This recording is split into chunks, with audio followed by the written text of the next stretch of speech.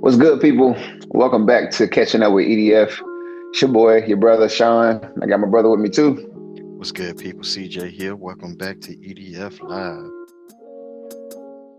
Okay, he's starting to tame it down more and more nowadays. We can run it back. Nah, we good, man. I'm fine with it. It's been funny, though.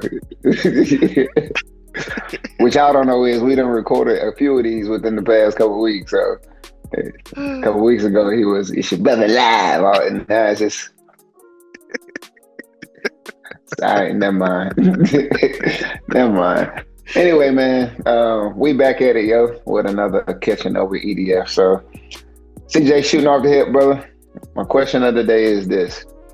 If you could build a fishing oasis, like, this is your own personal fishery, and it can be set up however you want to be set up, how would it be?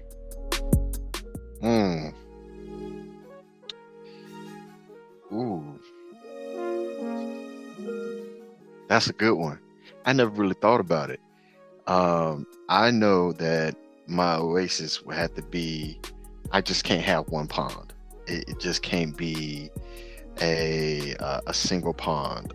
I know I would have multiple ponds. I know that I would like maybe, because I love bass fishing, I love crappie fishing, I would just strictly have a crappie pond if possible and a bass pond. Just that's all I want. That's, okay.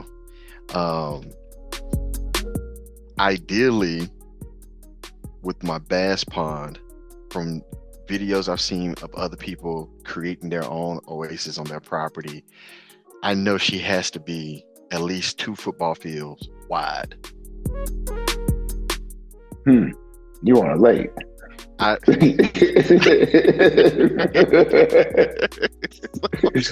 not a pond anymore. That's a lake. I like it though. I dig it. And the reason why I said it, somebody told me, he said, you going to a place where the fish is already caught. And I said, oh, that makes sense. When you're dealing with a pond, because a pond is not but so big. But when you go to a lake, you got to search for, it's going to have a lot of structure. Ponds give you that, but it doesn't give you like your lake size fisheries or whatnot. So, of course, I know I'm gonna need that nice deck, Zebo out there. I know I said it wrong, but it is what it is. Where the family can hang out, chill, maybe some boats or whatnot, little paddle boats or whatnot, to be able to just get out there in the middle of it and fish like how I would like to see myself fish it. So, crappie fishing and bass pond. That's all I want. I don't want anything else. Okay. Nothing else. All right. So let me see. I'm going to. You made a point that I have to take. When I thought about this a moment ago, I was more thinking of like making one pond like extremely decked out. But if I did have my choice, I would prefer it like a few places that we've gone where you can get to a property and kind of peruse multiple bodies of water. Right. I don't necessarily need a lot, but a lot is cool. I think if I got to take care of it, we're going to go 3 to 4 bodies of water. All right, 3 to 4 bodies of water.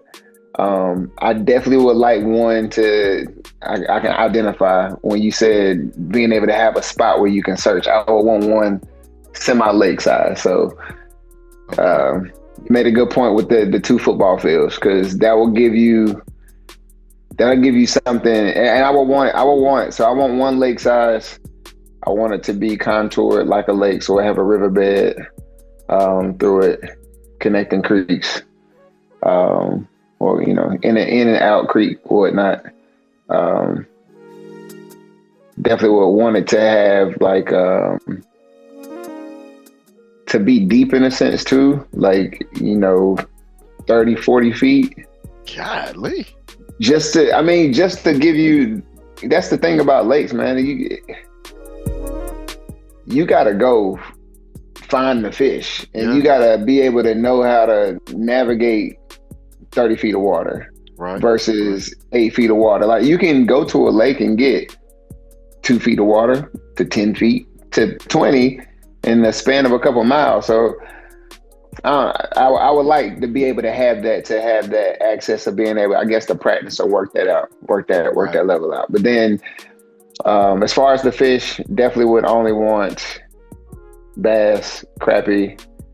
I want the trophy size bluegill though, like the Facts. pound Facts. to pound and a half. I would like to fish for those as well. What else? Wouldn't mind some stripers too, to be able to have some kind of hybrid of striper. Yeah. Um, and then so like I said, have a lake size one. Then I would like 3 decent sized ponds, and within these size ponds, I would want to have a pier where you can walk across, pretty much, possibly walk across the whole entire pond. pond in the middle though. Yeah. So therefore, the middle is accessible without having to have a boat. I feel like that would give a different kind of a way of fishing that we don't normally get to experience unless you got a boat. Right. Definitely would like to have some boats on property, like the small tracker or whatnot on each one of them, or one of the Pelican joints on each one of them.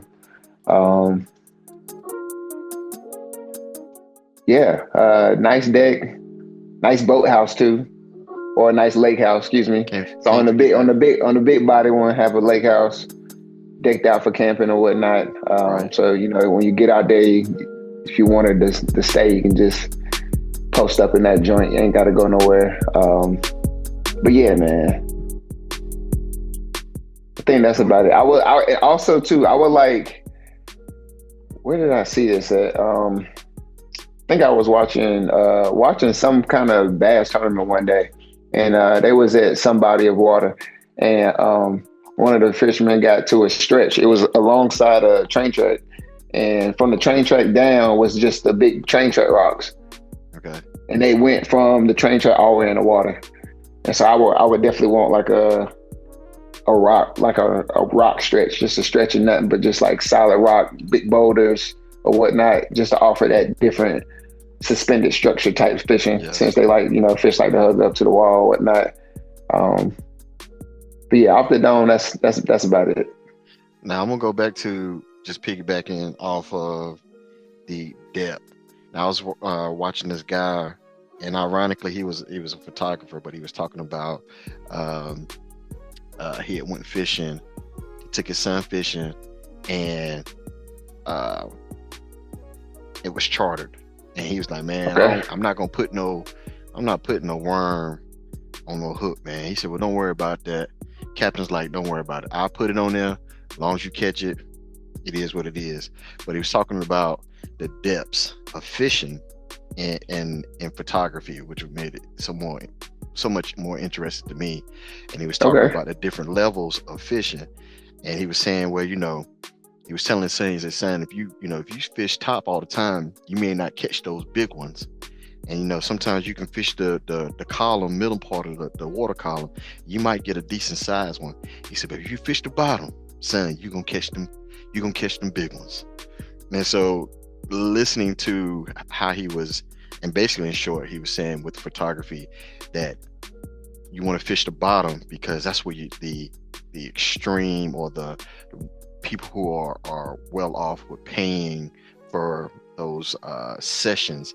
But he was just saying how if you go fishing, always fish for the bottom. And my uncle has always been big about fishing the Carolina rig and fish for the bottom. Like, and I've seen firsthand witness how he fishes that Carolina rig, and he catches nice sized ones. And I just hadn't did a great deal of deep or Carolina style fishing. I just can't never really, that drag, I just don't understand it. I'll pull, I think I got something, and it'd be seaweeds or something. So, but anyway, that was a whole nother piece that I didn't mean to go into. I was just speaking about the depth.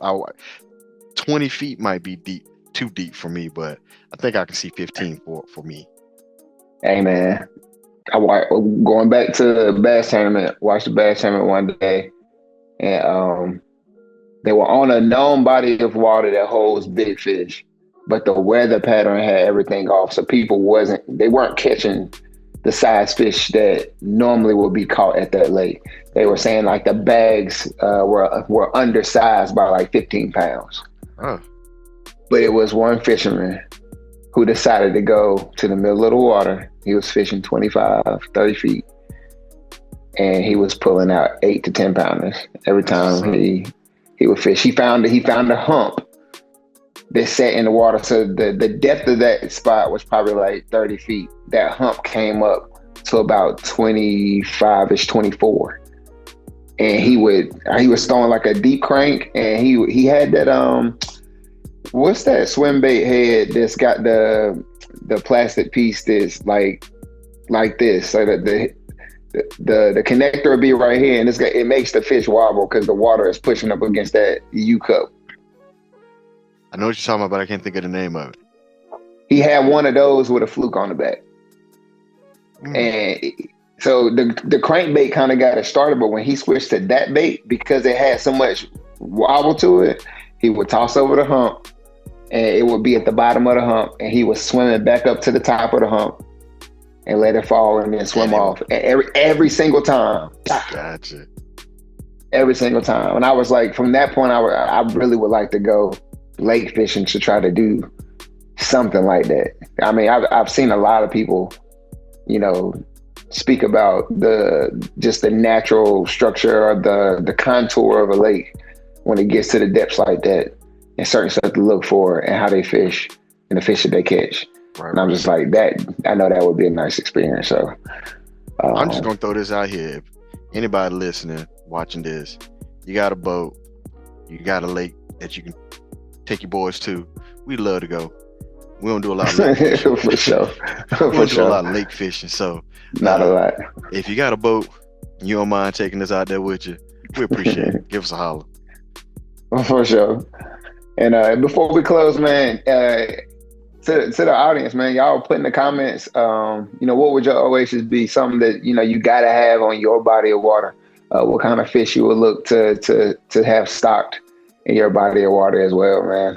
Let us know in the comments down below. We appreciate it as always. Don't forget to like, comment, and subscribe. Subscribe. You know what I'm saying?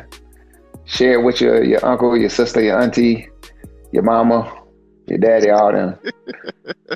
Let them know, man. This is the place of fishing and faith. We keeps it G. Oh no, I don't know. Man, I appreciate you, brother, man. Till the next time. Yes, sir. Keep it the everyday way, man. It's the everyday way. You know it, brother. Peace.